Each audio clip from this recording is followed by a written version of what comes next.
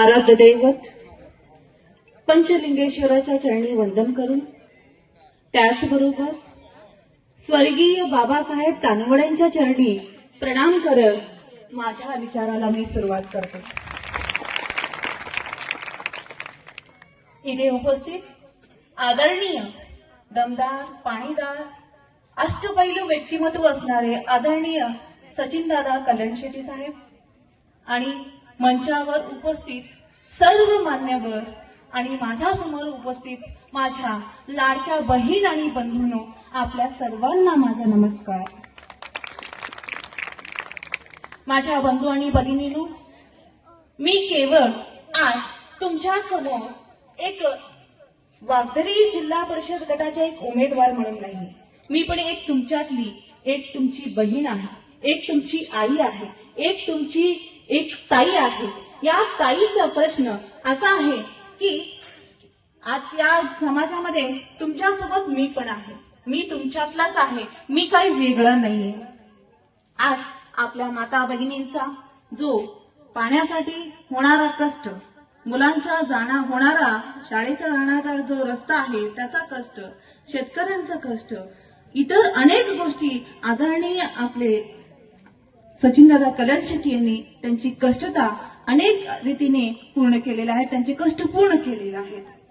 माझ्या बंधू आणि भगिनींनो, आज आपण बघतोय, आज आपल्या देशाचे पंतप्रधान आदरणीय नरेंद्र साहेब असू द्या, आदरणीय राज्याचे मुख्यमंत्री फडणवीस साहेब आणि आपले तालुक्याचे आदरणीय आमदार सचिनदादा कल्याणशेट्टी यांच्या सगळ्यांच्या सहकार्याने आपल्या तालुक्याच्या नव्हे तर तालुक्यातील गल्ली बोळाचा सुद्धा विकास झालेला आहे।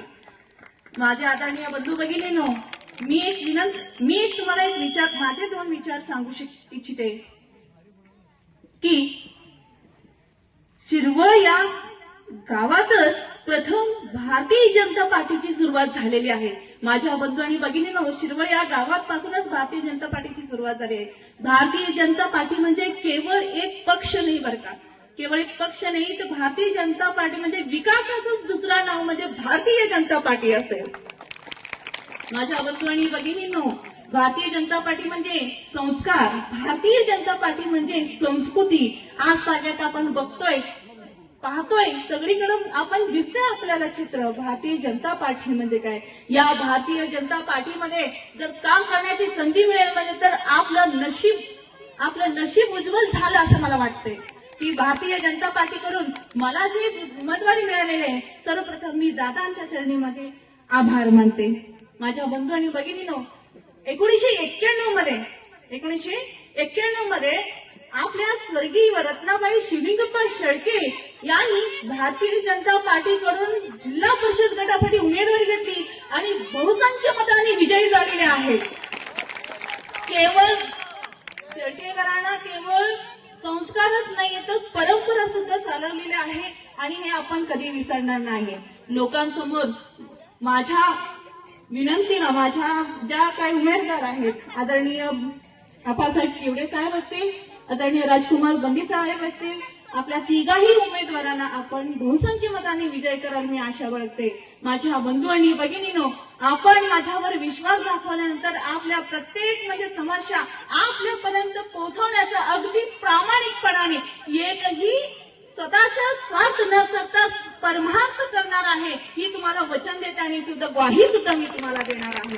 माझ्या बंधू आणि भगिनींनो, निवडणूक म्हणजे केवळ राजकारण नाहीये, स्वार्थ नाहीये, निवडणूक म्हणजे विश्वासाचा स्वार्थ आहे आणि निवडणूक याचा अर्थ विश्वास।